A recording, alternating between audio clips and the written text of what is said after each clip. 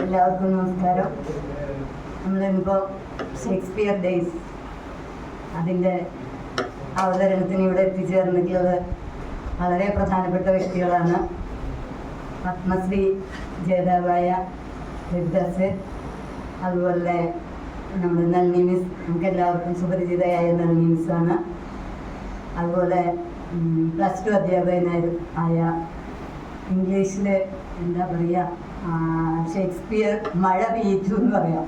ആ രീതിയിൽ ഷേക്സ്പിയറിൻ്റെ പ്ലേസിനെ കുറിച്ച് വളരെ ഗഹനമായ ഒരു അവലോകനം നടത്തി. അതിനെക്കുറിച്ച് ഇപ്പോൾ എല്ലാ പ്ലേസും നമ്മളൊന്നും വായിച്ചിട്ടുണ്ടാവില്ല, എന്നാലും ആ പ്ലേസിനെ കുറിച്ച് ഒരു ധാരണ നമുക്ക് ഉണ്ടാക്കുന്നതിന് വളരെയേറെ നല്ല രീതിയിൽ അതിനെ നമുക്ക് പറഞ്ഞു തന്നു. അങ്ങനെയുള്ള വിനോദ്. അപ്പം ഞാൻ ഇതിലിപ്പോൾ പേഴ്സണലി എനിക്ക് പരിചയമുള്ള ഒരാളാണ് കവിതാസ് എന്ന് പറയുന്നത്. ഞാൻ ഗുരുവായൂർ ജോലി ചെയ്യുന്ന സമയത്താണ് കവിത മാഡം അവിടെ heaven on earth the universe of Kerala's Guruvayur temple എന്ന് പറയുന്ന വലിയൊരു പുസ്തകം തയ്യാറാക്കിയത്. അത് 316 പേജുള്ളതാണ്. അത് അവർക്ക് വേറൊരു ക്വാളിറ്റി എന്താണെന്ന് വെച്ചാൽ അവര് ഫോട്ടോഗ്രാഫറും കൂടിയാണ്.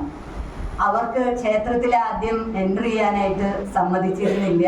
പക്ഷെ പിന്നീട് അവർ ആര്യസമാജത്തിൻ്റെ ഒക്കെ പെർമിഷനോട് കൂടിയാണ് ക്ഷേത്രത്തിനകത്ത് കടക്കാനായിട്ടും അവിടെ അന്ന് നമുക്ക് ഫോട്ടോഗ്രാഫി ചെയ്യാനായിട്ട് പെർമിഷൻ ഉള്ള ഒരു സമയമായിരുന്നു.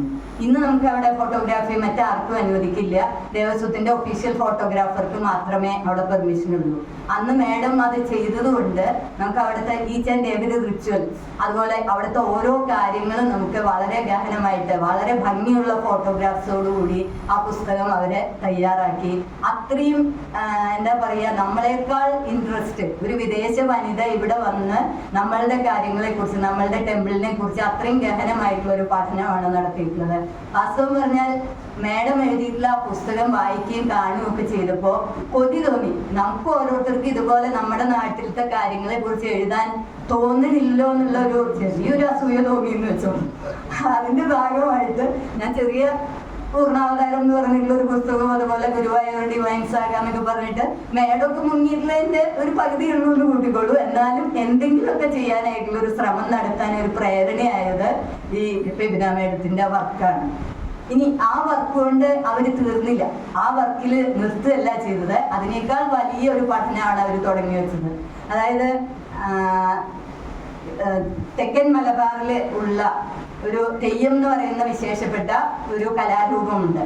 നമ്മളൊക്കെ പലരും കേട്ടിട്ടുണ്ട്. തെയ്യം എന്ന് പറയുന്നത് വെച്ചാൽ നമ്മൾ ആരും തന്നെ അതിനെക്കുറിച്ച് വളരെ ഡീറ്റെയിൽഡ് ആയിട്ടുള്ള സ്റ്റഡി നടത്താനായിട്ടോ അത് ഏതൊക്കെ തരമുണ്ട്, എന്തൊക്കെയാണ് അതിൻ്റെ രൂപങ്ങൾ, ഇതിനെക്കുറിച്ചൊന്നും തന്നെ നമ്മൾ സ്റ്റഡി ചെയ്തിട്ടില്ല.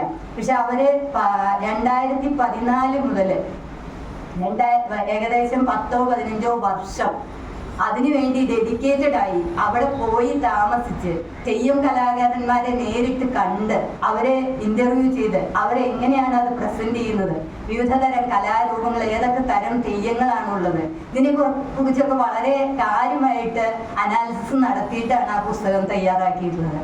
ഈ പുസ്തകത്തിന് എന്ന് പറയുന്നത് വളരെ ചെറിയ പുസ്തകമൊന്നുമല്ല. പുസ്തകത്തിന്റെ പേര് ഇൻ ഗോഡ്സ് മിറർ, അതായത് ദൈവത്തിന്റെ കണ്ണാടി മലബാറിലെ തെയ്യങ്ങൾ എന്ന് പറയുന്ന പുസ്തകമാണ് അവര് തയ്യാറാക്കിയത്.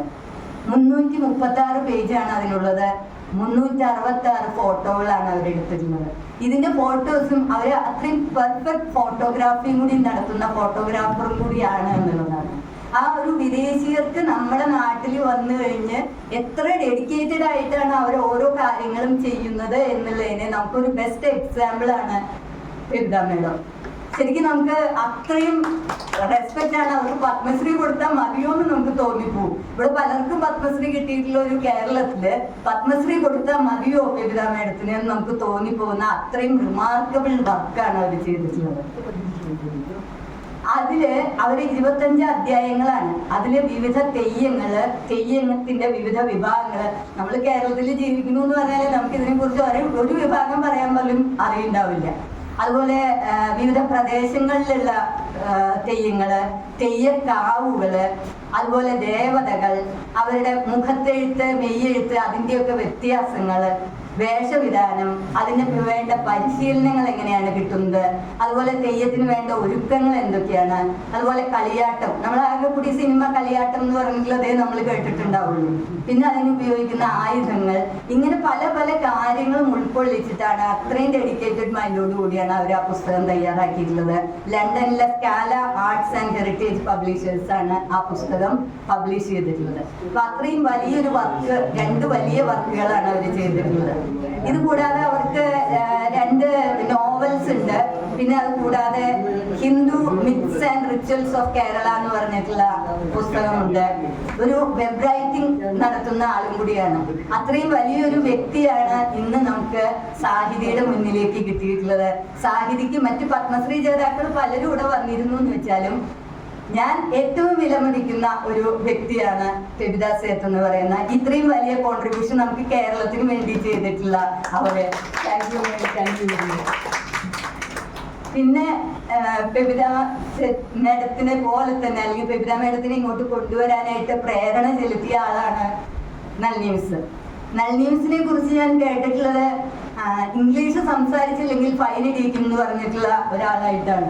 എനിക്ക് അറിഞ്ഞൂടാ, ഞാൻ പഠിച്ചിട്ടില്ല മിസ്സിന്റെ സ്കൂളില്. അങ്ങനെയുള്ള കിടുകിട വിറപ്പിക്കുന്ന ഹരിശ്രീ സ്കൂളിനെ ആ ലെവലിൽ എത്തിച്ചേർത്തിട്ടുള്ള ആളാണ് നളിനി മിസ്. ആ നളിനി മിസ്സിന്റെ കൂടെ കുറച്ച് സമയം ഇവിടെ ഇരിക്കാൻ പറ്റി. മാഡം ഇവിടെ ഷേക്സ്പീരിയൻ നാടകങ്ങളെ സംബന്ധിച്ച് സംസാരിച്ചപ്പോൾ ആൾക്ക് കുറച്ച് നേരെ പറഞ്ഞുള്ളൂ എങ്കിലും അത് അഭിനയിച്ച് കാണിക്കുക ചെയ്തത്. അപ്പൊ തീർച്ചയായിട്ടും മാഡത്തിന്റെ ഒക്കെ ക്ലാസ് എന്ന് പറഞ്ഞാല് വളരെ ഇൻട്രസ്റ്റിംഗ് ആയിരിക്കും എന്ന് നമുക്ക് അതിൽ തന്നെ മനസ്സിലാക്കാം.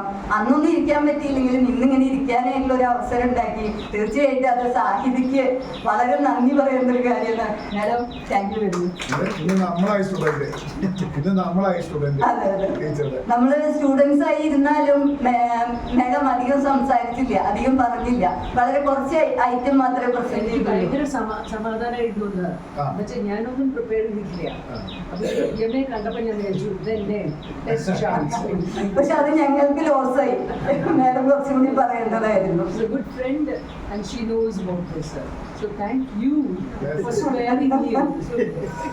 കുറച്ചെങ്കിലും കേട്ടത് മനോഹരം. ഇനി കേൾക്കാനുള്ളത് അതിമനോഹരം. നമ്മുടെ മനസ്സിൽ ഇമാജിൻ ചെയ്യുന്ന രംഗം കൂടി. പിന്നെ നമ്മുടെ വിനോദ്ജി എന്താ പറയാ, ഒരു ഭാഗത്തു നിന്ന് തുടങ്ങി കഴിഞ്ഞാല് പൂരത്തിന്റെ, തൃശ്ശൂർ പൂരത്തിന്റെ അവസാനം എത്തുന്നത് പോലെ മാലപ്പടക്കം കത്തിച്ച് പൊട്ടിച്ച് ഇങ്ങനെ വേദറി വരികയായിരുന്നു ചെയ്യുന്നത്. ശരിക്കും ഈ ഷേക്സ്പിയറിനെ കുറിച്ച് നമ്മളൊക്കെ വളരെ കുറച്ച്, ഇപ്പൊ മത്സ്യനും ബെനീസും ഒക്കെ നമുക്ക് വളരെ സുപരിചിതമാണ്, നമ്മൾ ഒരുപാട് കേട്ടിട്ടുണ്ട്. അപ്പൊ അതിനെ കുറിച്ച് നമുക്ക് പെട്ടെന്ന് അറിയാം. പക്ഷെ ബാക്കിയുള്ള കാര്യങ്ങളെ കുറിച്ച് നമ്മൾ കേട്ടിട്ടുണ്ടെങ്കിലും അത്രയും ഇൻഡെപ്ത് ആയിട്ടൊന്നും നമുക്ക് അറിയില്ല. അതിനെ കുറിച്ചൊക്കെ നമുക്ക് അതൊന്നും വായിക്കണം എന്നുള്ളൊരു തോന്നലുണ്ടാക്കുന്ന രീതിയിൽ. പിന്നെ വിനോദിനെ സംബന്ധിച്ച് വിനോദ് ഇംഗ്ലീഷ് മീഡിയം സ്കൂളിലല്ല പഠിപ്പിക്കുന്നത്, ഒരു ഗവൺമെന്റ് സ്കൂളിലാണ്. അപ്പൊ ഇംഗ്ലീഷിൽ എന്തെങ്കിലും അവിടെ പറയുക, എക്സ്പ്ലെയിൻ ചെയ്യുക, പ്രസന്റ് ചെയ്യുക, അതിനൊന്നുള്ള ചാൻസ് കിട്ടാത്ത പാവാണ്. അപ്പൊ അതുകൊണ്ട് നമ്മളുടെ മുന്നിൽ അത് ആ രീതിയിൽ പ്രസന്റ് ചെയ്യാനായിട്ടുള്ള ഒരു അവസരം കിട്ടി. അത് നല്ല രീതിയിൽ അതിനെ പ്രസന്റ് ചെയ്തു. ആർക്കും വെറുപ്പില്ലാതെ കുറച്ചുകൂടി സമയം എടുത്തോളൂ എന്ന് പറയുന്ന രീതിയിൽ അതിനെ പ്രസന്റ് ചെയ്തു. അപ്പൊ എന്തായാലും വിനോദിന് പ്രത്യേകം നന്ദി. പിന്നെ നമ്മുടെ അധ്യക്ഷ സ്ഥാനത്തിരിക്കുന്നത് നമ്മുടെ PRK ആണ്. PRK EEE ആണ്. PRK എവിടെ കളിക്കാൻ പോകണ്ട, മലയാളവും ഇംഗ്ലീഷും അങ്ങനെ പല പല വിഭാഗത്തിലുള്ള പോസ്റ്റ് ഗ്രാജുവേഷൻ ഉള്ള ആളാണ്. മറ്റുള്ളവർക്ക് പറയാൻ വേണ്ടി അവസരം കൊടുത്തിട്ട് മിണ്ടാതെ ഇരിക്കുകയാണ് ചെയ്യുന്നത്. ഇതിനേക്കാൾ കൂടുതൽ അദ്ദേഹത്തിന് പറയാനായിട്ടുണ്ട്. പക്ഷെ നമ്മളവിടെ അടുത്ത് ഇന്നും മൗനം പാലിച്ചിരിക്കുക മാത്രമേ ചെയ്തിട്ടുള്ളത്. പിന്നെ നമുക്ക് ഈ കാര്യങ്ങളൊക്കെ വേണ്ട രീതിയിൽ നമുക്ക് ഇവിടെ എത്തിച്ചു തന്നിട്ടുള്ളത് നമ്മുടെ DLFന്റെ ഉണ്ണികൃഷ്ണനാണ്.